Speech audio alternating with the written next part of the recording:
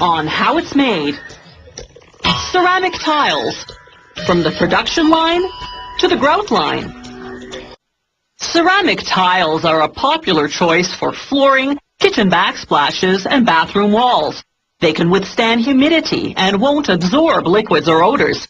They're also fireproof, fade-resistant, and stain-resistant. And no matter how much you walk on them, ceramic tiles never wear out. This factory specializes in wall tiles. Floor tiles are made using the same process, but a different composition of ingredients. The starting ingredient here is talc, a soft, powdery mineral. They blend it with 4 different powdered chemicals, the names of which are a company secret. The ingredients go into a mixer, where they're hydrated until they're 6% water to 94% powder. The mixer runs for precisely 12 minutes. Any longer would heat the mixture and dry it out.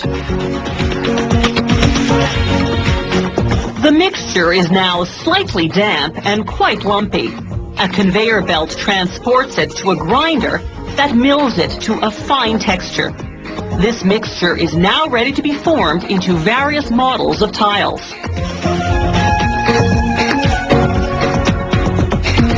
The factory uses fully automated machinery to produce its 10.8 centimeter square tiles, a standard wall tile size. A moving tray first deposits a batch of mixture into a mold. The mold's cavity is in the shape of 6 upside-down tiles. A press descends, applying both heat and pressure. This compacts the mixture into the cavity, solidifying the shape. As the press rises, the mold automatically pops out the tiles. They roll off the machine onto a conveyor belt. The belt now flips the tiles right side up without breaking them, which is quite a feat considering that these yet-to-be-baked tiles aren't fully hardened. The equipment is precision adjusted to handle the tiles gently at all production phases. A revolving brush now sweeps the tiles clean. Their surface must be free of dust and other contaminants for paint to adhere properly.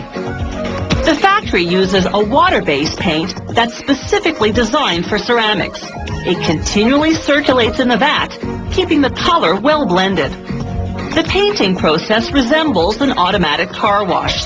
The tiles travel through 4 spray zones, each of which applies a thin coat of paint. Then they pass under powerful heating elements, which dry the paint in mere seconds. All that's left is to bake the tiles, which we'll see shortly. The factory uses the same ceramic mixture to produce these square border tiles. They look just like the other wall tiles, except that 2 of the sides are rounded. When you install a row of these border tiles above the regular tiles, the rounded edges produce a clean, finished look. While the factory uses the same painting process for border tiles, the molding process, as you just saw, is somewhat different. Rather than being fully automated, it requires some manual labor due to the tile's complex shape.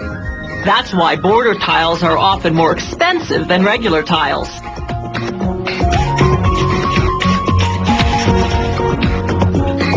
When the tiles come out of the dryer, workers stack them on wooden racks. They load the racks onto mobile carts, then roll the carts into a gas-powered oven called a kiln. This factory's kiln is 58 meters in length, longer than an Olympic-sized swimming pool, and large enough to bake some 50,000 wall tiles in one shot. The firing, as it's called, takes 14 hours. Any sudden changes in temperature could produce thermal shock and crack the tiles, so it starts out at 200 degrees Celsius, climbing gradually to a peak of 1,075 degrees, then descending slowly back to the starting temperature. After a cooling period that lasts roughly an hour, the tiles come out. They're now fully hardened and ready to have their back to the wall.